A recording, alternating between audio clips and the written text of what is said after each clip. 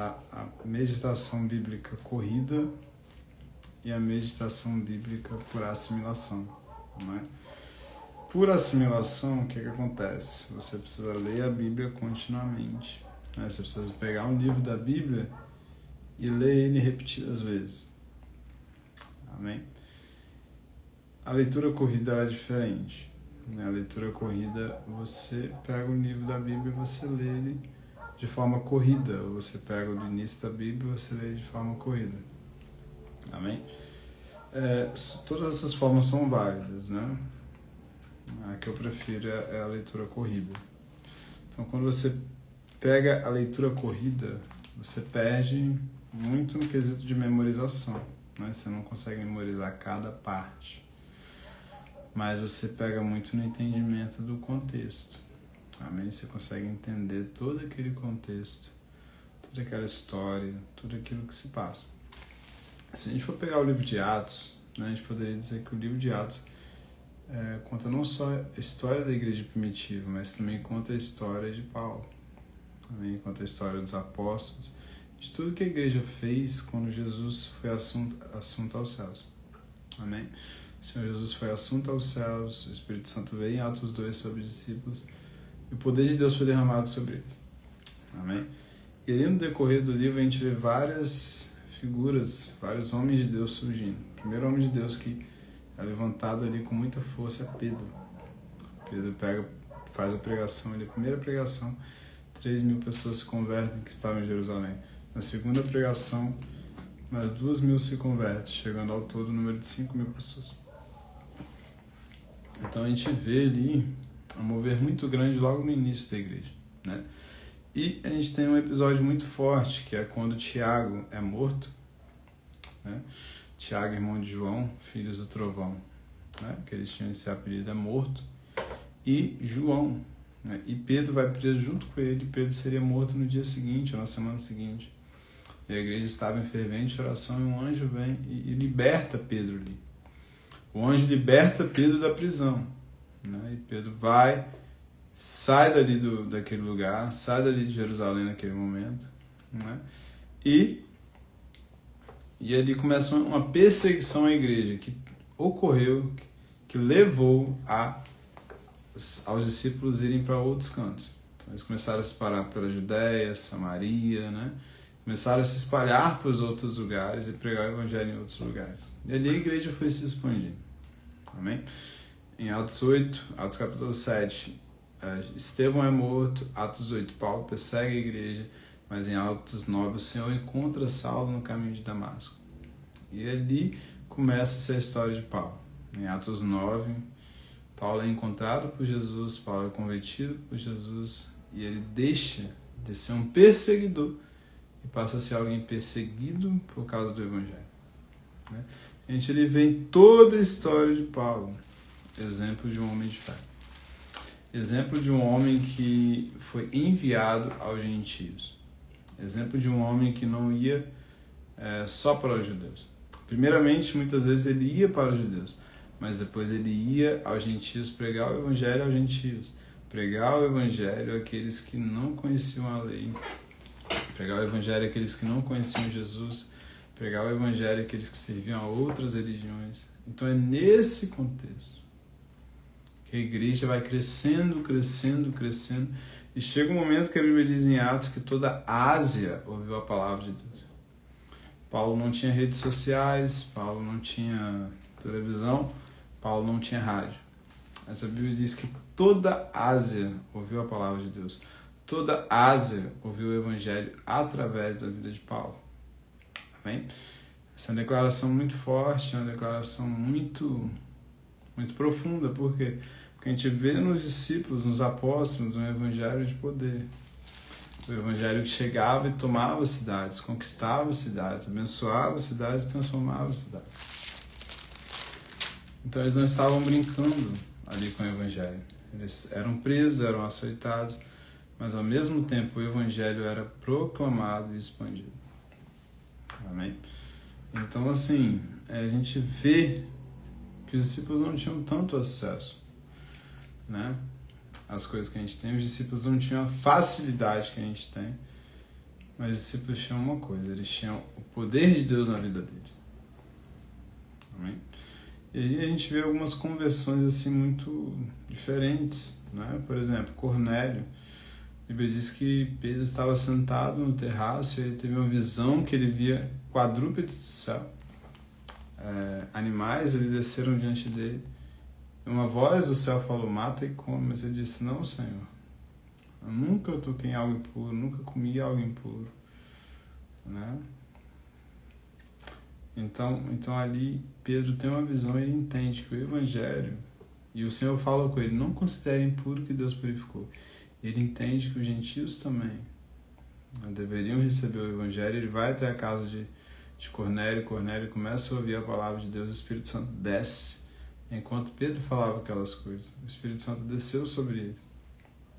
O Espírito Santo caiu sobre eles, a Bíblia diz. E eles foram ali tocados pelo Espírito. Esse é um exemplo de conversão muito forte. Eles começam a falar em línguas ali logo. É uma experiência muito tremenda, uma das conversões mais lindas que a gente tem na Bíblia. Amém? Nós temos a conversão de Saulo, que foi uma conversão linda. Nós temos a conversão daquela mulher, que ela tinha um espírito de engano, de adivinhação. Ela dava dinheiro para as pessoas através da adivinhação, e Paulo repreende, expulsa o espírito da vida dela. E ali os homens daquela cidade ficam sem dinheiro, porque era ela que dava o dinheiro para eles através da adivinhação. Né? Mas ao invés de ficar sem dinheiro e buscar se converter ao Senhor, eles ficam sem dinheiro. E eles passam a negar o Senhor. Eles ficam com raiva. Por quê? Porque Paulo tirou o ganha-pão deles, que era o espírito de adivinhação. Então o coração deles estava tão duro que eles não se converteram. O coração deles estava tão duro que mesmo diante de uma libertação, mesmo diante de um testemunho tão forte de libertação, eles decidem que eles queriam mais o dinheiro do que a presença de Deus. Eles queriam mais o dinheiro que aquela menina dava do que eles queriam a salvação, a presença de Deus. Então, ao invés de olharem para a situação daquela menina e falar assim, olha, o Senhor libertou. Eu também quero agora um relacionamento com Deus. Eu também quero agora viver uma vida com Deus. Sabe o que eles fazem? Eles simplesmente decidem mandar os discípulos embora daquele lugar. Por quê? Porque tirou o ganha-pão deles. Amém? Tirou aquilo que o diabo usava para dar dinheiro para eles. Eu vou ler aqui com vocês agora.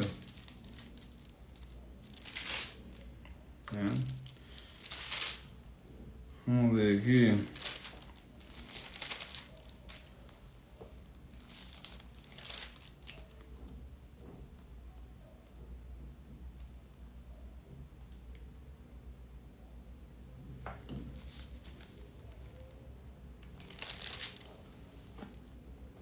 Vamos ler aqui junto comigo.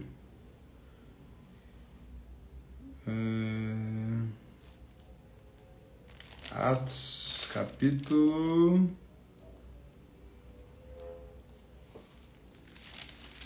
Deixa eu ver... Capítulo 16. Atos, capítulo 16, versículo 16. Aconteceu que, indo nós para o lugar de oração, veio ao nosso encontro uma jovem, possuída de um espírito adivinhador, a qual adivinhava e dava grande lucro aos seus donos. Seguindo a Paulo e a nós, gritava dizendo, estes homens são servos do Deus Altíssimo e anunciam a vocês o caminho da salvação.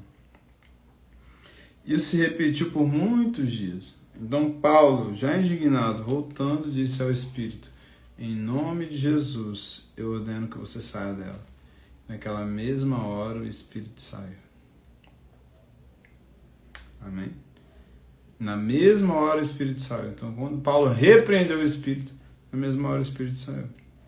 Quando os donos da jovem viram que se havia desfeito a esperança de lucro, ou seja, eles viram que ela tinha sido liberta, eles foram testemunhos do poder de Deus, agarraram Paulo e Silas e o arrastaram para a praça, à presença das autoridades.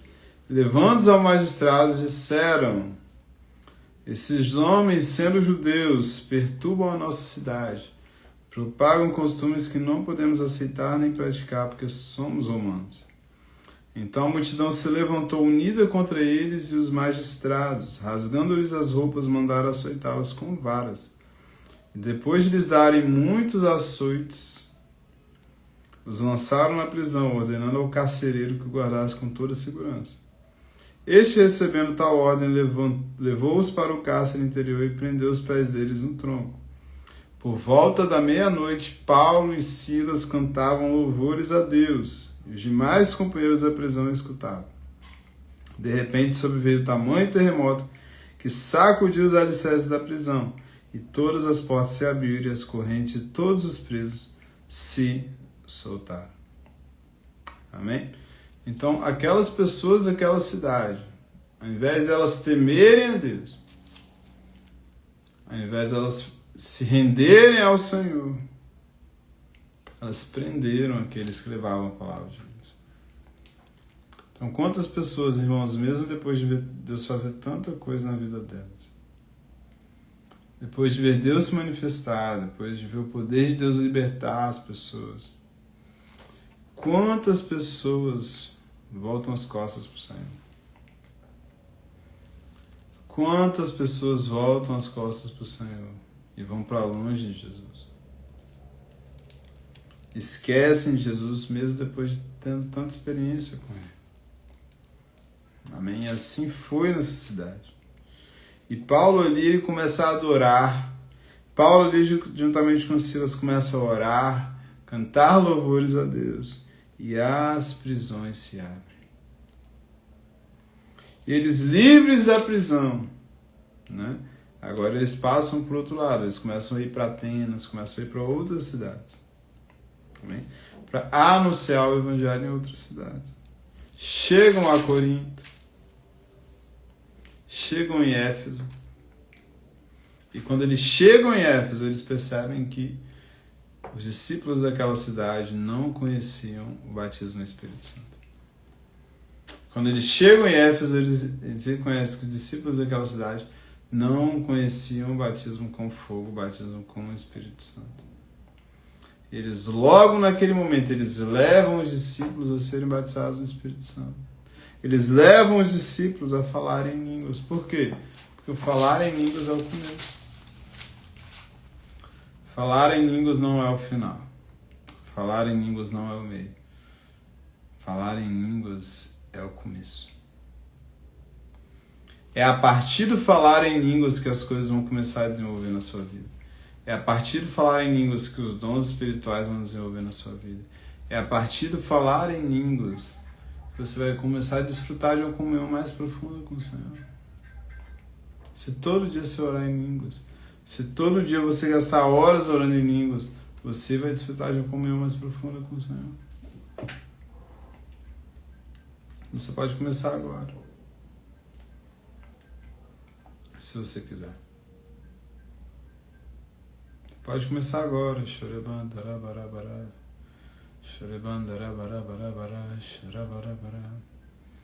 Você pode começar agora a orar em línguas, agora a orar no Espírito Santo. E o que Deus vai fazer? Deus vai transformar a sua vida. Se você começar agora a orar em línguas, Deus vai transformar a sua vida. Deus vai transformar todo o seu quadro. Deus vai transformar tudo aquilo, né? Deus vai te tirar do que você não é e vai colocar no que você foi criado para ser. Porque você foi criado para governar. Você foi criado para viver o propósito de Deus. Você foi criado para viver os sonhos de Deus. Você foi criado para viver os planos de Deus para sua vida. Não adianta isso. Como que eu encontro o plano de Deus para mim? Simples. Deus deixou uma ferramenta muito fácil, irmãos, para a gente encontrar o plano dele. É só orar em línguas.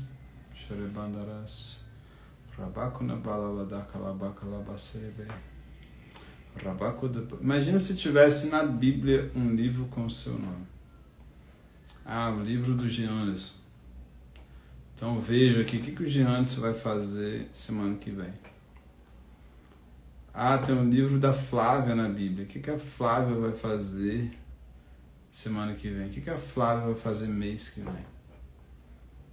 Mas existe esse livro na Bíblia? Não existe. Não existe um livro com o nome de Giannis, não existe um livro com o nome da Flávia. Mas esse livro existe. Então existe um livro com o seu nome. E nesse livro está escrito sua prosperidade, sua cura, com quem você vai casar, onde você vai trabalhar, quantos serão os seus dias na terra, quantos filhos você vai ter, netos, bisnetos, qual vai ser o seu chamado, quais serão os seus dons. Tudo isso está no livro com o seu nome. E esse livro existe, irmãos. O Senhor, quando te criou, Ele também criou esse livro, com todo o plano da sua história, com todo o plano dos seus dias. Mas o Espírito Santo ainda depende de nós para que esse plano se desenvolva. Mas o Espírito Santo ainda depende da gente para que esse plano se desenvolva. E é por isso que você precisa orar em línguas. É por isso que todos os dias você pode orar em línguas. Porque quando você ora em línguas, você está desenvolvendo esse plano.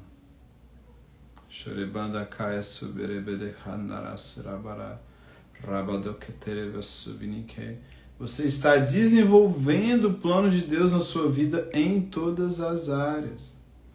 Você não está só desenvolvendo o plano de Deus na sua vida no seu ministério. Você não está só desenvolvendo o plano de Deus na sua vida no seu casamento. Você está desenvolvendo o plano de Deus na sua vida em todas as áreas. Na área financeira, na área emocional, física. Não importa. O plano de Deus está sendo desenvolvido em você. Então, se você não para de orar em línguas, você não para de desenvolver o plano de Deus. Mas se você para de orar em línguas, você para de desenvolver. Janson, isso aconteceu na minha vida e foi o plano de Deus. Será? Você estava orando em línguas? Se você estava orando em línguas, eu creio que foi.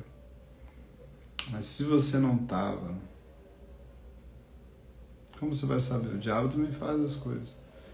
O diabo também intervém nas situações da vida. E aí? Mas se você orar em línguas, eu tenho certeza que Deus vai intervir na sua vida. Se você orar em línguas, eu tenho certeza que Deus vai manifestar o plano dele na sua vida. Se você orar em línguas, eu tenho certeza que Deus vai transformar a sua vida, que Deus vai transformar a sua história, Deus vai transformar seu casamento, Deus vai transformar a sua vida. E Deus vai te libertar. Eu lembro de momentos que Deus mostrava claramente na minha vida demônios que me atacavam, demônios que estavam na minha vida, demônios que iriam se manifestar. Mas o Senhor, através da oração em línguas, o que Ele me fazia? Ele me levava a um lugar onde Ele me mostrava esses demônios. E Ele me libertava. Então a vida cristã é essa, a vida cristã é uma vida de libertação. Se você não quer libertação, não se envolva com Jesus. Se você não quer que os demônios saiam da sua vida, não se envolva com Jesus. Por quê? Porque a vida cristã é uma vida de libertação. Então, quando Paulo chega nessa cidade que eu li com vocês, Atos 16:16, expulsa o demônio daquela menina, o espírito de adivinhação que dava lucro para aqueles homens da cidade, o diabo fica doido. Manda prender, eles vão presos, querem açoitá-los. O diabo fica doido quando aquele demônio sai. Por quê? Aquele demônio na vida daquela mulher dominava não só a vida dela, mas toda aquela região. E quando ele sai daquela mulher, o poder de Deus se manifesta de tal forma que ou aquelas pessoas aceitam o evangelho ou eles rejeitam. Infelizmente, as pessoas daquela cidade, elas rejeitaram o evangelho. Infelizmente, as pessoas daquela cidade rejeitaram aquilo que Deus estava fazendo. Existe um outro episódio que Paulo chega naquela cidade. Paulo chega na cidade de Éfeso, né? Em Atos capítulo 19, os discípulos são batizados no Espírito Santo, eles estabelecem uma igreja ali. A Bíblia diz que por 2 anos Paulo fica ali naquela cidade, Paulo fica ali naquele lugar, pregando o evangelho naquela cidade. Amém? A Bíblia diz em Atos 19, versículo 10, Paulo fez isso durante 2 anos, de modo que todos os habitantes da província da Ásia ouviram a palavra do Senhor, tanto judeus como gregos. Então Paulo ficou ali em Éfeso durante 2 anos e toda a Ásia ouviu a palavra de Deus. Toda a Ásia ouviu o evangelho. E a Bíblia diz que Deus, pela mão de Paulo, fazia milagres extraordinários. Então a cidade começou a ser sacudida. A Bíblia diz que muitos que haviam praticado magia, reunindo seus livros, queimaram diante de todos. E calculando o valor daquele livro, verificaram que chegava a 50 mil denários. Então era muito dinheiro. 1 denário é 1 dia de trabalho. Então pensa aí, você ganha R$100 por dia. Então multiplica isso por 50 mil. Então assim, era muito dinheiro. E as pessoas rejeitaram aquilo, queimaram os livros e começou um tumulto. Porque essa cidade era uma cidade espírita, né? Que adorava Diana, uma deusa.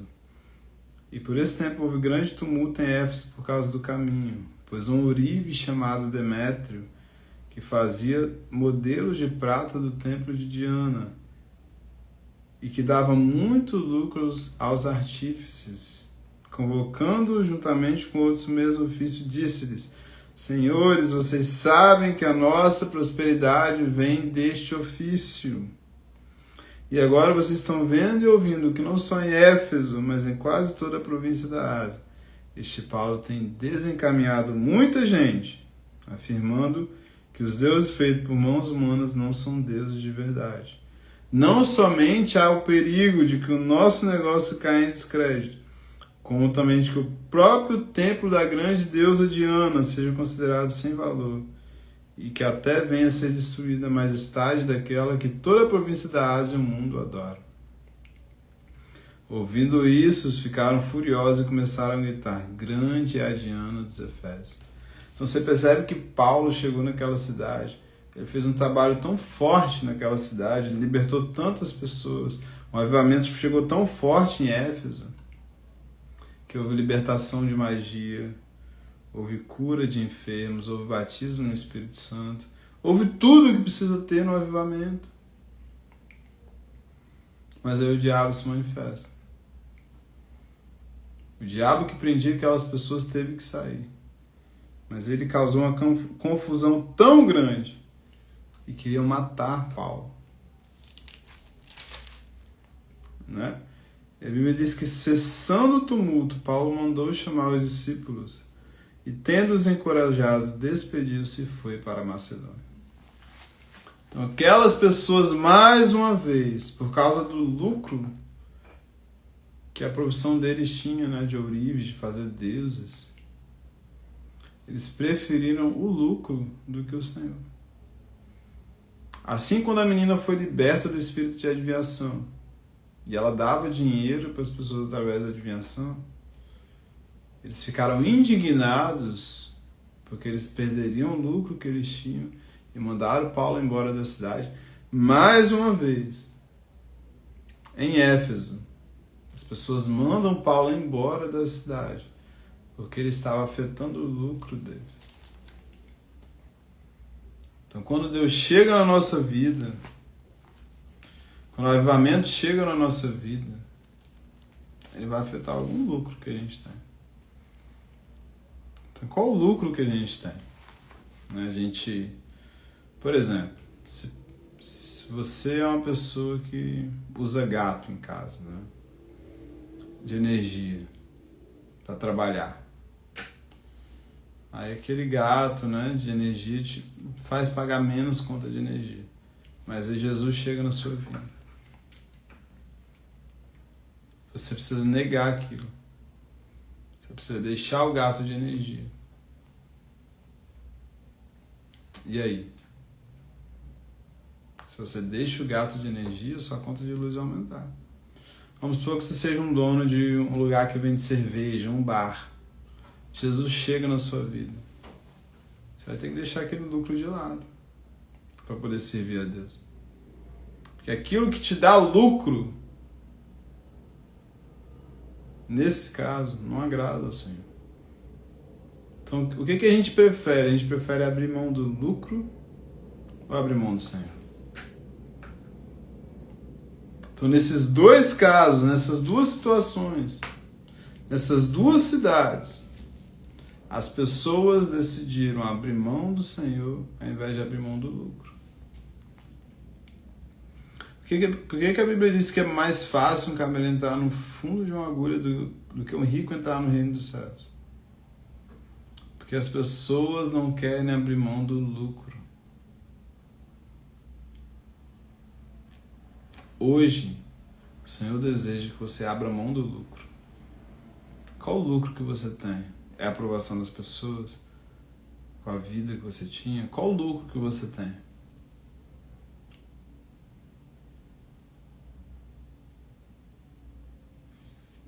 Então, quando você abre a mão do lucro, você está dizendo para Deus que Ele é o Deus da sua vida. E que ninguém vai tomar o lugar dele na sua vida. Porque o lucro, o que te dá lucro, mas não é da vontade do Senhor, na verdade não é um lucro. Na verdade é uma destruição. Que parece que é um lucro. Amém? Então, o Senhor deseja entrar em todas as áreas da nossa vida, até na área financeira. Quando Deus afeta a nossa área financeira e a gente fala como Zaqueu, eu vou dar metade dos meus bens aos pobres, se eu extorquir alguma pessoa, eu devolvo 4 vezes mais. Jesus disse, houve salvação nessa casa. Então você quer ser salvo de verdade, abra mão do lucro. Você quer ser salvo de verdade, você quer que Jesus chegue na sua casa e fale assim, hoje houve salvação nessa casa, abra mão do lucro.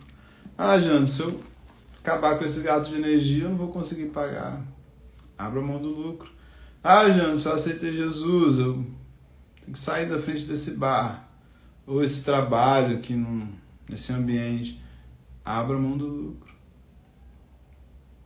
Se você abrir mão do lucro, o Senhor vai poder fazer muito mais na sua vida.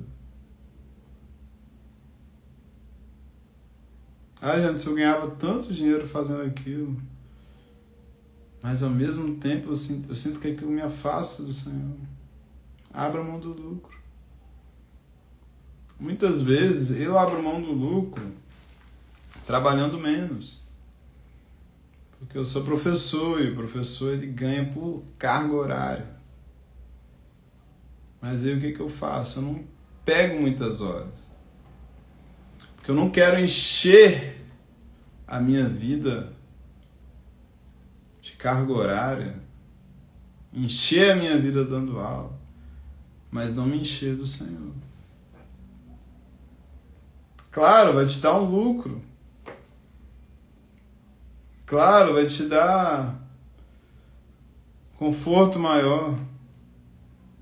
Mas eu não preciso de um conforto maior. Deus já me prospera, né? Através da oferta. Se eu quero prosperar, eu não vou ficar saindo igual um doido atrás de trabalho. Não vou ficar saindo igual um doido fazer milhões de coisas, para trabalhar de manhã até a noite. Eu vou ofertar, eu vou abençoar, eu vou investir no reino, porque eu sei que o Senhor sempre vai fazer na minha vida. Então, quando o Senhor chega na sua vida, você tem uma decisão. Ou você abre mão do que te dá lucro, ou você vai abrir mão do Senhor. Amém? Gente, vou precisar desligar essa live, tá bom?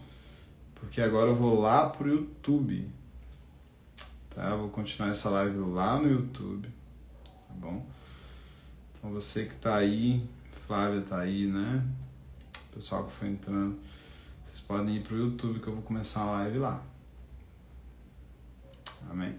Mas antes de ir para o YouTube, vamos ler um versículo para finalizar, né?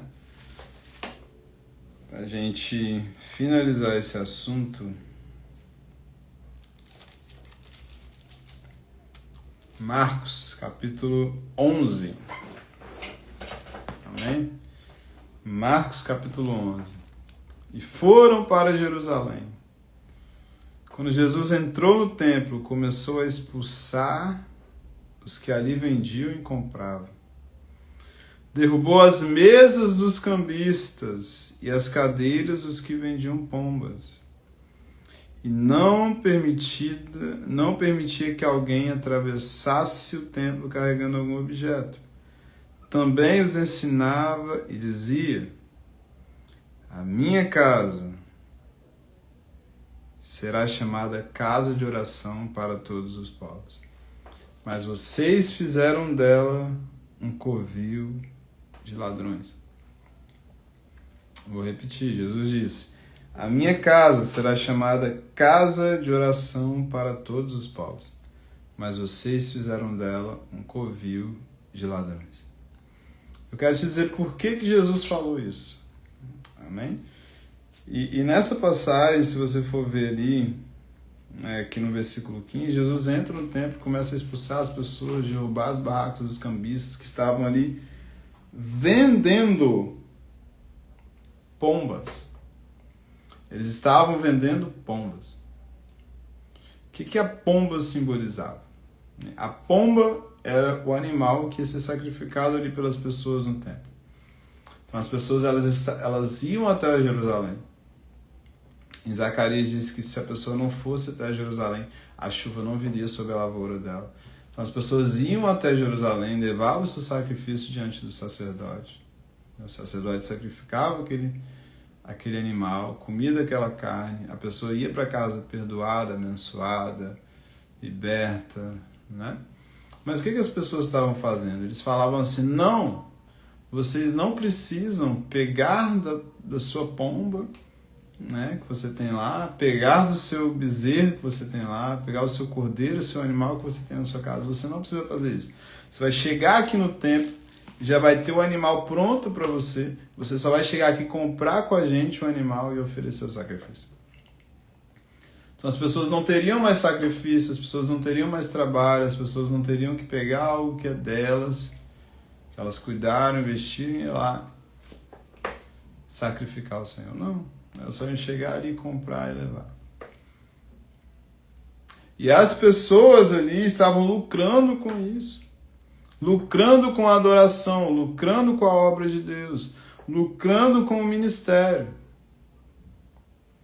As pessoas estavam fazendo do ministério uma fonte de lucro. As pessoas estavam fazendo do ministério uma forma de ganhar dinheiro.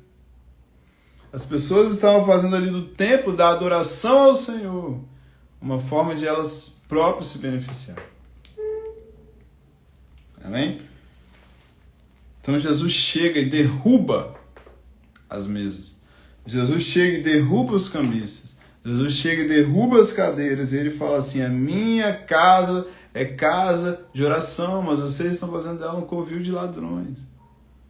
Vocês estão roubando a adoração que deveria ser minha e colocando no dinheiro. Vocês estão roubando o sacrifício que as pessoas deveriam me oferecer. Colocando dinheiro, colocando as suas próprias cobiças dentro da minha casa, dentro do meu templo. Isso é muito sério. Por quê? Porque aqui fala da expectativa que às vezes a gente tem de que o ministério possa nos dar um retorno. Por muitas vezes a gente pode olhar para o ministério, para o glamour do ministério, ser um grande pregador, ser um grande homem de Deus, ser um grande missionário, ser uma mulher de Deus, um profeta ousado, e olhar para isso como uma fonte de lucro. Olhar para essas coisas como uma forma de crescer na vida. Olhar para o ministério e pensar assim: nossa, através disso que eu vou prosperar. Nossa, é através do ministério que eu vou ser abençoado. Nossa, é através do ministério que eu vou ter muitos seguidores. Nossa, é através do ministério que eu vou ser bem-sucedido na vida. E Jesus chega no templo, ele combate.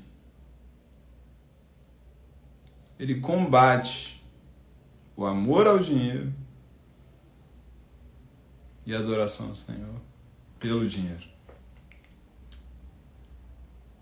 Ele chega derrubando tudo para dizer para mim e para você que o templo, que o ministério, que o lugar de adoração, que a vida com Deus não é um lugar da gente buscar crescer,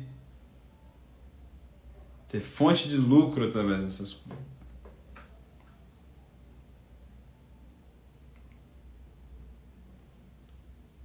Nós, ministros, precisamos tomar muito cuidado. Nós, ministros, precisamos ter 10 vezes mais cuidado com relação a isso.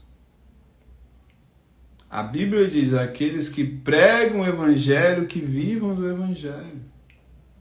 Então, se alguém é integral no ministério, se Deus chamou aquela pessoa do ministério integral, ele tem que viver do ministério. Mas eu não posso olhar para o ministério como uma fonte de lucro na minha vida. Paulo, em 1 Timóteo, no capítulo 6, ele diz assim: de fato, versículo 5, as polêmicas sem fim da parte de pessoas cuja mente é pervertida, que estão privadas da verdade, supondo que a piedade é fonte de lucro, ou seja, que o ministério é fonte de lucro, que a vida com Deus é fonte de lucro. De fato, grande fonte de lucro é a piedade com contentamento, porque nada trouxemos para esse mundo e também nada podemos levar dele. Tendo com que nos vestirmos, estejamos contentes. Sustento e com que nos vestimos, estejamos contentes. Mas os que querem ficar ricos caem em tentação, armadilhas, muitos desejos insensatos e nocivos que levam as pessoas a se afundar na ruína e na perdição, porque o amor ao dinheiro é a raiz de todos os males. E nessa cobiça alguns se desviaram da fé e atormentaram a si mesmos com muitas dores. Eu tenho uma pergunta para você. Você quer ficar rico? A Bíblia diz que os que querem ficar ricos caem em tentação. Amém? Os que querem ficar ricos caem em tentação. Então a Bíblia não está dizendo para você: não quero que Deus me prospere. Eu não quero que Deus abençoe a minha casa, a minha família, me dê abundância, me dê conforto. A Bíblia não está dizendo isso. A Bíblia está dizendo assim, que se o desejo do seu coração for esse, em primeiro lugar, se a sua vida girar em torno disso, em torno da cobiça, em torno do querer ficar rico, você vai se perder. Você vai usar tudo ao seu redor para esse quesito. Você vai usar tudo ao seu redor para querer prosperar. Você vai usar tudo ao seu redor, inclusive o ministério, as coisas de Deus, para querer fazer dinheiro. E a Bíblia está dizendo: grande fonte de lucro é a piedade com contentamento. Ou seja, a vida com Deus ela é lucrativa, mas desde que você esteja contente com o que você tem. Porque nada trouxemos para esse mundo e nenhuma coisa podemos levar dele. Tendo sustento e com o que nos vestirmos estejamos contentes. Então não te falta nada. Você tem sustento? Você está passando fome? Não está. Você tem o que se vestir? Tem. Então a Bíblia diz: fica alegre com isso, fica contente com isso. Para que você ficar sua vida toda querendo mais e mais e mais? Você vai passar a vida toda querendo mais e vai chegar no fim dela e saber que você perdeu a sua vida toda buscando algo. E chegar lá no céu, o asfalto vai ser de ouro. Você vai pisar no ouro lá no céu. Então você vai se matar para buscar uma coisa, você vai investir em algo, e chegar lá no céu, você vai ter tudo isso mais um pouco. Então não vale a pena, irmãos, a gente fazer da piedade uma fonte de lucro. Não vale a pena a gente fazer do evangelho uma fonte de lucro. Mas vale a pena, sabe o quê? Você querer investir no reino de Deus.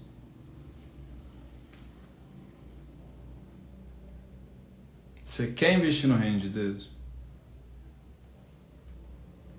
Vou te falar o tipo de pessoa que Deus quer prosperar. O tipo de pessoa que Deus quer prosperar são essas pessoas aqui, ó. Os que não querem ficar ricos, os que estão contentes com o que eles vestem e o que eles comem. Sabe por quê? Porque se o dinheiro cair na mão dessa pessoa, ele vai investir no reino. Aí eu te pergunto, se o dinheiro cai na sua mão, para onde que vai? E Paulo fala mais. Ele fala assim, no versículo 17, 1 Timóteo 6. Exorte aos ricos deste mundo que não sejam orgulhosos, nem depositem a sua esperança na instabilidade da riqueza, mas em Deus, que tudo nos proporciona ricamente para o nosso prazer.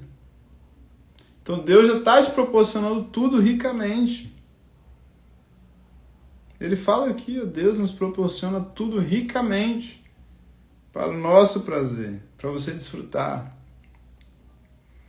Que eles façam o bem, sejam generosos, sejam ricos em boas obras, generosos em dar, prontos a repartir, ajuntando para si mesmo um tesouro que é sólido fundamento para o futuro, a fim de tomar posse da verdadeira vida. Ou seja, são pessoas que estão focadas na obra de Deus.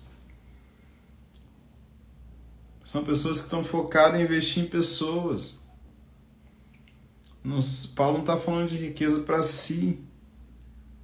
Paulo está falando de riqueza para poder investir em pessoas, investir no reino de Deus. Porque ele fala, Deus já propôs, já nos dá tudo ricamente. Você percebe aqui que Paulo fala, olha, os que querem ficar ricos caem, mas depois ele fala, Deus proporciona tudo ricamente para o nosso prazer. Ou seja, você não precisa querer ficar rico, porque Deus já está te fazendo rico. Deus já está proporcionando tudo. Você não precisa sair atrás de riqueza, sair correndo atrás de prosperidade, sair correndo atrás dessas coisas, porque você vai cair. Você perde o foco da oração, você perde o foco das coisas de Deus, você perde o foco do ministério, se você investir nessas coisas.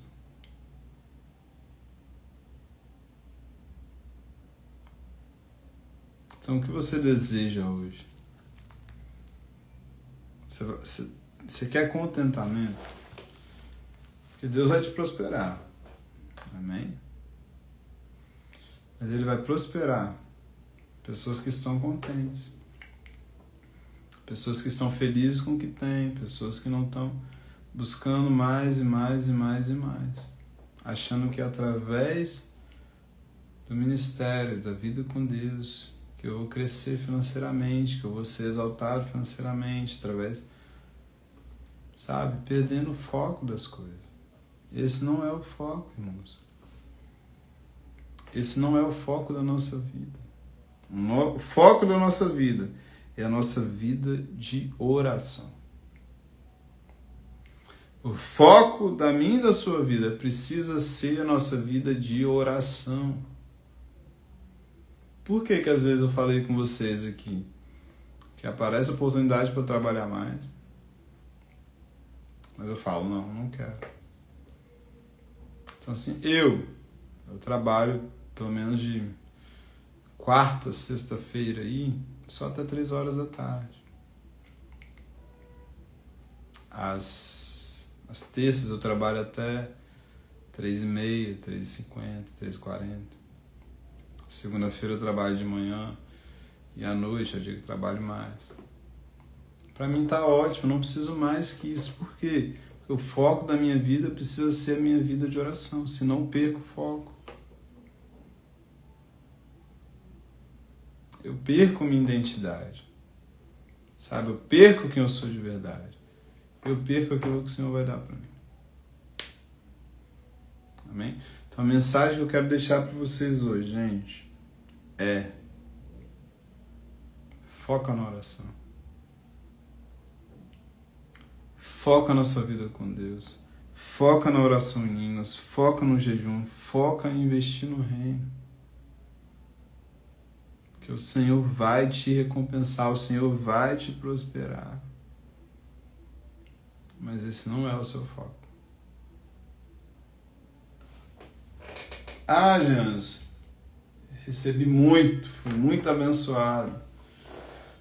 Tenho muita prosperidade na minha vida.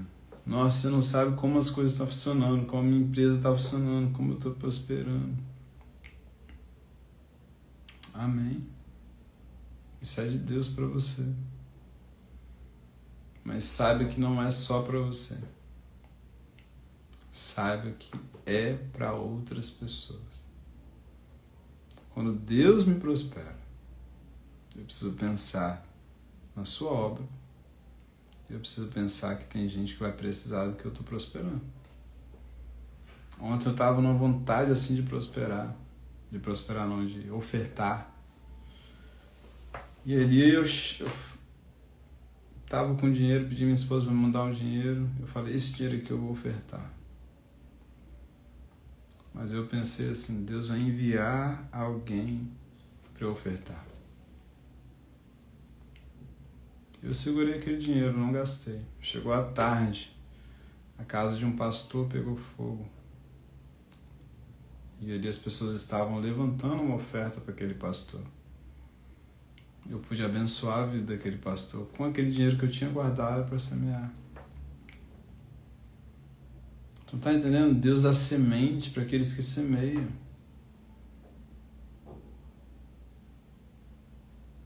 Mas a vida com Deus, o ministério, não é uma fonte de lucro. Eu não vou viver a minha vida, eu não vou investir uma vida, eu não vou investir na minha vida, passar a minha vida toda com Deus, querendo prosperar no ministério, não. Eu vou viver para Jesus, para a oração, para semear, para investir no reino, porque Deus já está me fazendo ricamente abençoado em todas as coisas. Você crê nisso? Você crê que você é rico? Você crê que você é próspero em Deus? Então você não precisa correr atrás disso. Corra atrás de Jesus. Corra atrás do Evangelho. Fique firme no Evangelho. Que o Senhor procura por essas pessoas. Pessoas que não passam o dia todo aí, ganhando mais dinheiro. Mas pessoas que passam o dia todo pensando assim, como que eu vou orar mais? Como que eu vou evangelizar mais? Como que eu vou orar mais em línguas? Como que eu vou jejuar mais? Pessoas que pensam no Senhor o dia todo. O salmista diz, a minha alma suspira por ti, ó Deus. Salmo 61.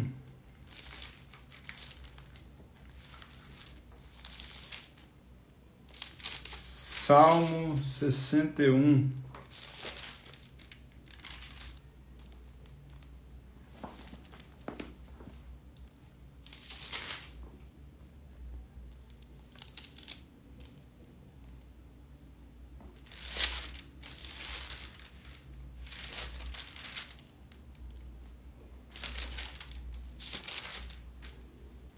A Bíblia vai dizer,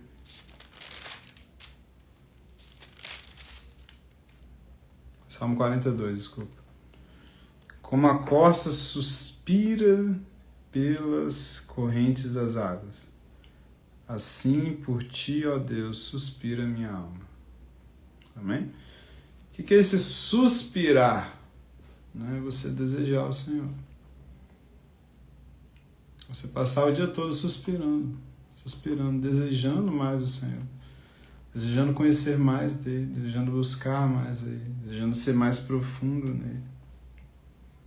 Eu não sei você, quando eu começo a perder muito tempo com as coisas, tô vendo muita série, tô vendo muito vídeo, tô vendo muita...